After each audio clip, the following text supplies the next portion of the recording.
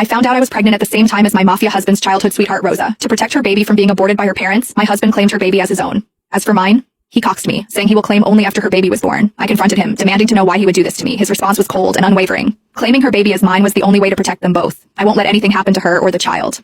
In that moment, as I looked at the man I had loved for 10 years, I realized my love for him had died. Not long after, my family condemned me, calling me a slut for having a child without a father and pressured me into getting an abortion. Meanwhile, my husband was in another city with his sweetheart helping her through her pregnancy. By the time he returned, I was already gone. I found out that my husband was accompanying his childhood sweetheart Rosa for her pregnancy checkup at my regular hospital this afternoon. Vincent, our baby looks so cute on the monitor. From the crack in the door, I saw Vincent's face lit up with a smile. Rosa was pointing at the monitor, and Vincent nodded, smiling back at her. If I didn't know that man was my husband, the father of my baby, I would have sworn they were a couple, happy and in love. Isabella Caruso, the doctor is ready for your examination, the nurse called. Vincent turned, his face drained of color, his eyes scanning the hallway. He must have heard my name. When his eyes landed on me, his mouth opened, but no words came out. I had been happily married to Vincent Falcone, my mafia husband, for nearly 10 years. This year, I was finally pregnant with his child.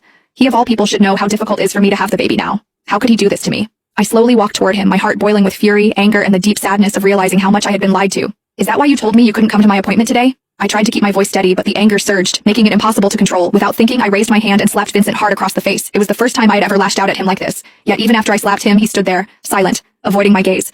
Your silence isn't helping, Vincent. You owe me an explanation. Vincent didn't move, but Rosa, who had been standing behind him, stepped forward, shielding him from my anger. Mrs. Falcone, Isabella, right? She said, her voice shaking. Blame it all on me. Vincent did nothing wrong. It was my mistake, Isabella. I'm the one who got pregnant. Blamed it all on you, huh? I scoffed, the bitterness in my voice clear.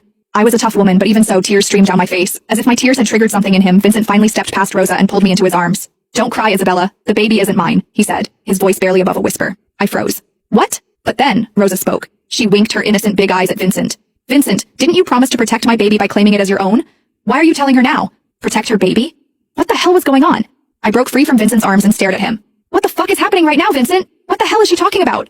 Vincent! Rosa called him too, clearly trying to stop him from saying anything more. But Vincent didn't hesitate. Isabella's my wife. She deserves to know. All right. Rosa's tear-filled eyes locked onto mine. If you really need to know, Isabella, Vincent decided to claim my baby as his, so he might not be able to claim yours. Vincent's face drained of color, but he stayed silent, offering no correction. But don't worry, Rosa continued, her tone suddenly sweet as she reached for my hand, her fingers hovering just above mine. Vincent said that even he can't claim your baby now. He'll adopt once you've given birth. Our baby will belong to the Falcone name, she added, her voice dripping with faux sincerity. I swear I saw a brief smirk twist her lips, but it was gone before I could be sure. I turned to Vincent, still silent, his head bowed as if he couldn't bear to look at me. Is this true, Vincent? My voice wavered as I forced the question out. You're going to give up on our baby to save hers? I'm sorry, Isabella, he whispered, his voice hoarse, barely audible. Tears welled up again. Is her baby so important to you that you'd abandon ours? Vincent hesitated, the pause slicing through me like a blade.